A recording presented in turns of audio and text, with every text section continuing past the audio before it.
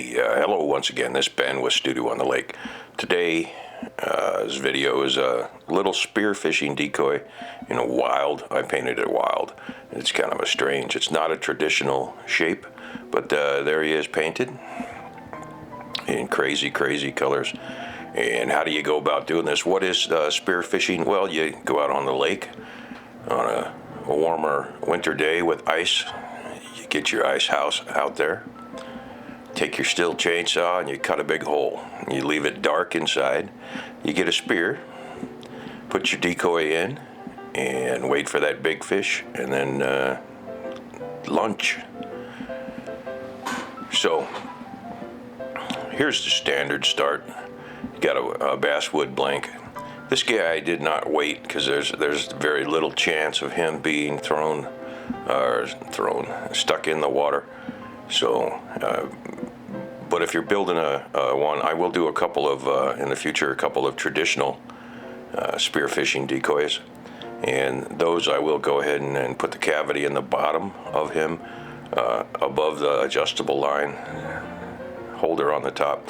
And that kind of makes them float. And there's a unique property to these. They kind of slide and glide down in the water. The fins are done in 10 on this one, and they traditionally were done with 10, probably a soup can or something along those lines.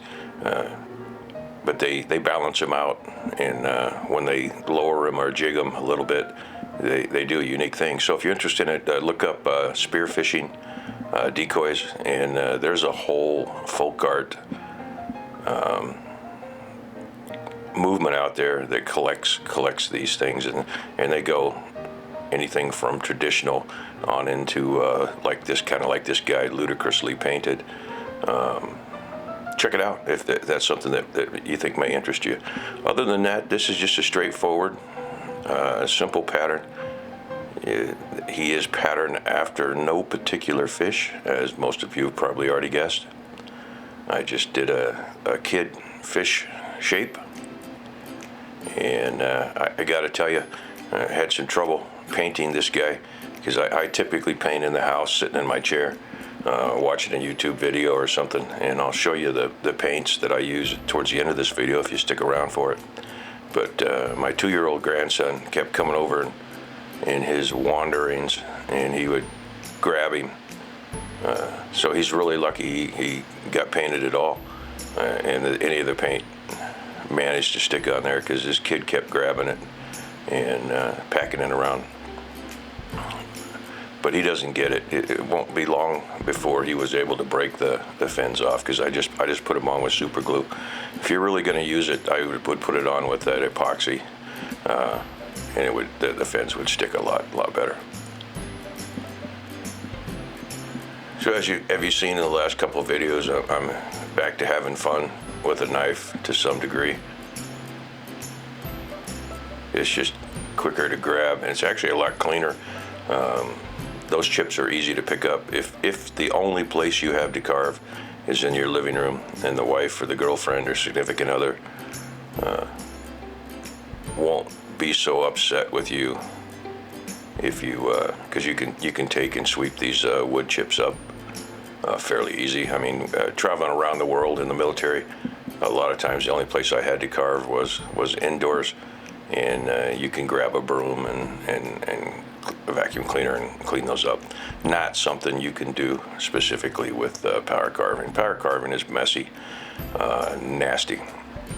So drawing in the gill, nothing particular going on here. Once again, he's not really, or she, whatever it is not patterned after any particular fish.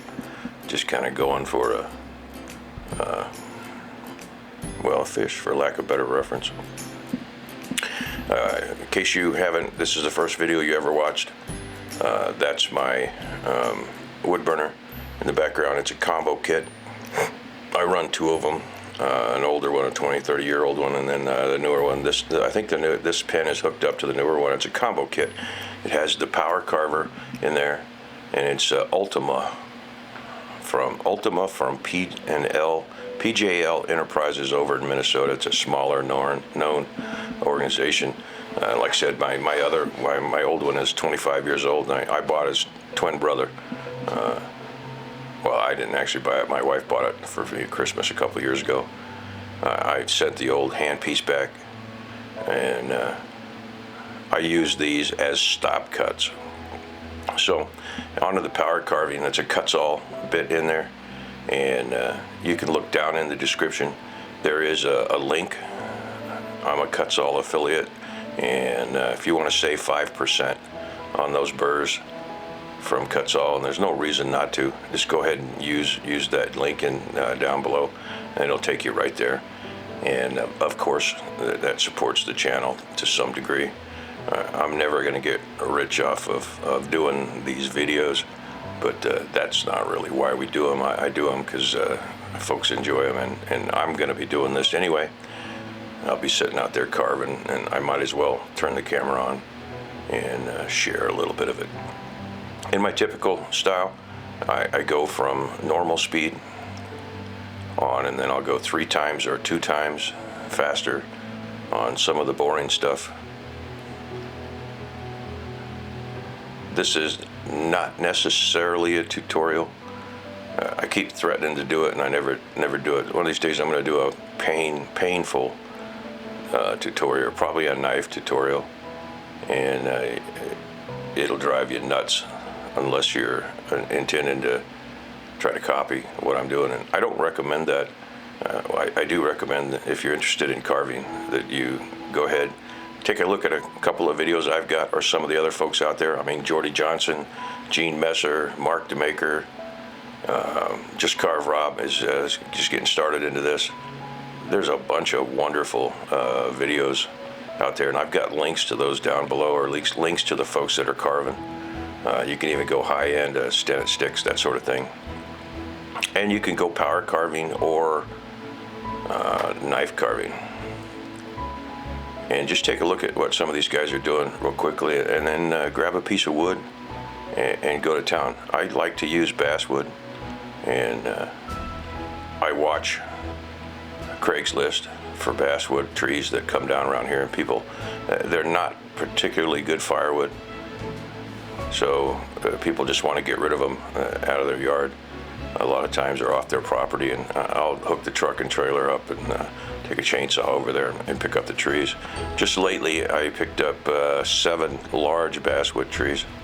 I take the wood, I split it or chainsaw it into billets, and then I stack the billets in a shed.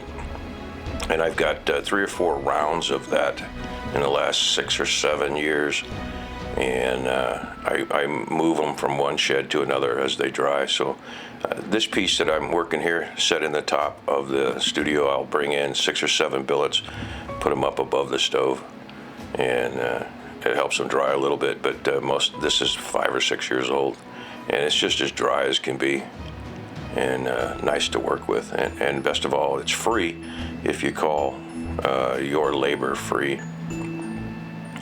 So here I'm just drawing in rough scales. Ironically, fish scales and feathers are very similar. I personally don't like a pattern look, so some people will cut out 3 or 4 scales and graduate from larger to smaller. And to me, this looks better. Either that, or I'm lazy. You just freehand them in.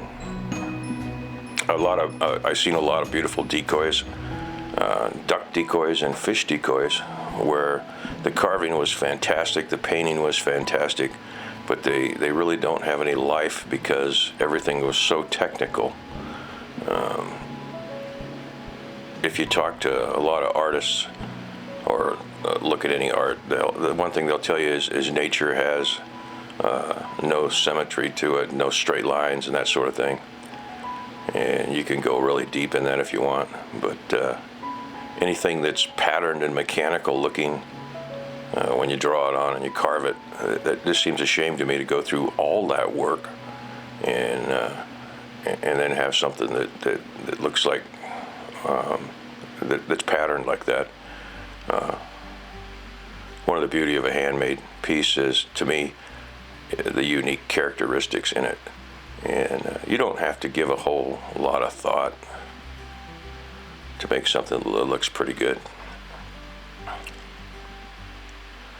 I'm kind of following, but not. And you see I burned those on, and one of the reasons I do that is one, it's easier to see on a pattern. I don't have to come back if I'm going to leave it as wood and try to figure out how to erase the magic marker or whatever the heck those markers are I'm using.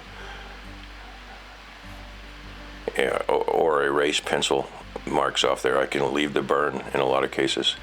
And then I skipped a step. I went back over and reburned those in there after I had done the initial carving. This is a little ruby or sapphire, I don't know which ball bit that's going, and that's on my older handpiece. That's 25 years old, and I got a video that if I ever get around to editing it, I bought a $80 cheap Chinese handpiece and controller, and although it works, it is lacking in some characteristics. But if you're wanting to get into power carving and you don't want to spend $300 or $400, $500, all of the power carvers, once you get in the mid-range, $300 to $500, I think you'd be pleased with them. I typically don't run these on. This is a 30,000. The blue handpiece is the newer. It's a 40,000. I don't typically run those slower unless I've got a cutoff bit or a drill bit or something like that in there. I just run them wide open. I don't have, this doesn't have a foot controller on it, because as I said, I flip the switch and I go nuclear with it. All of them have a reverse, which helps if you've got a bit that has a tendency to grab and you flip directions. And that's a terrible description, but if you find it's not cutting in one direction real good, you can reverse that, and it lets your flow continue. So there he is, kind of roughed out. I take and do a lot of sanding on this. I'll probably come over this off camera with a ruby bit and then a little bit of handwork. I use emery cloth, the same thing Jordy uses over there at Carving Fusion. I get a pack that has, oh hell, I don't know, 4 or 5 different grits in it in rolls, and set them off on the side and pick out the one I want. I was running into special ed here for some reason, and I cut the top. I was going to show you how to cut those, but I did it kind of out of frame. But I'll cut the fins out of just a regular 10 sheet that you can get anywhere, or you can use any kind of 10 you want.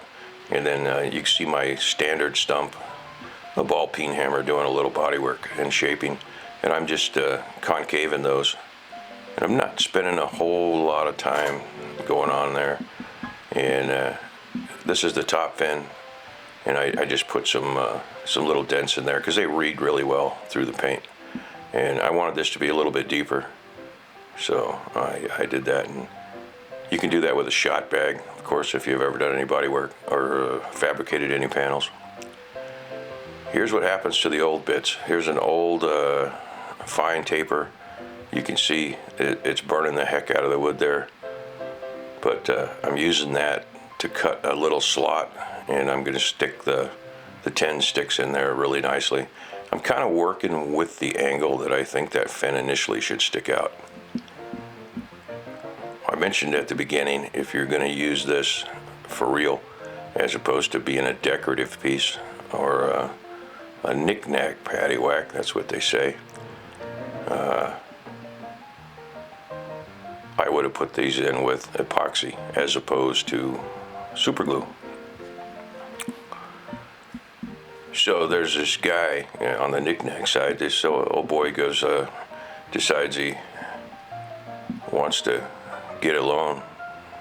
I guess he's a frog or some character, and so he gets his friend, and he takes him down to the bank because it's the first time, and the banker's name is Paddywack. So Paddywack tells him, he says, yeah, I can give you a loan, Mr. Frog, but I'm going to need some collateral. And he scratches his head and he says, okay, he says, come back when you've got some collateral. So him and his friend, they go home, and his friend says, yeah, you did good. You just need to get something for collateral. And he says, well, what would it be? And he says, I don't know, anything you've got of value on a shelf here. So he grabs a little figurine, And they go back to the bank, and Paddywack says, "Man, I don't know if I can give you a loan. I thought I told you to bring some collateral back." And he says, "Well, this is what I brought." He says, "Yeah, I don't really know what that is." And his friend looks at the banker, Mr. Paddywack, and says, "It's a knick-knack, Paddywack. Give the frog a loan." So you saw the fins being put in. Here's one of the ways. A lot of times I'll put several eyelets in there. These guys will have a weight in the bottom of them. And I did a terrible job of this, but once again, it's not going to be used.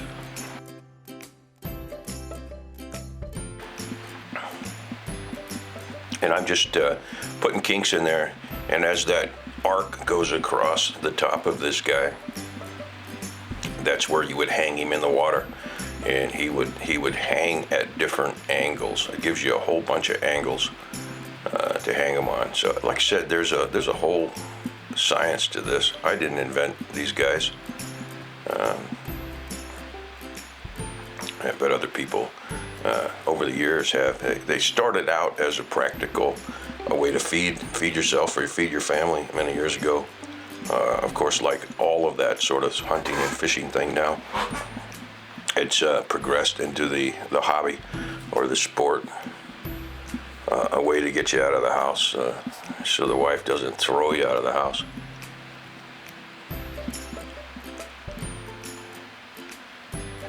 I don't know why I left this part in, but this is just building a hanger out of what's left of that wire.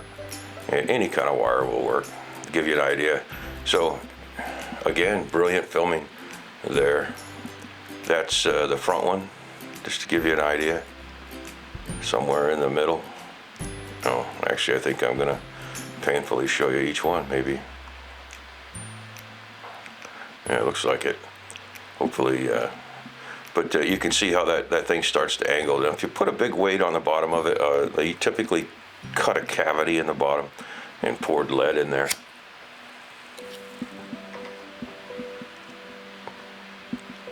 And I did a poor job. Normally you'd have a better range on this. You'd have several different angles. I don't know, I guess that's pretty good. But then they float them down in the water.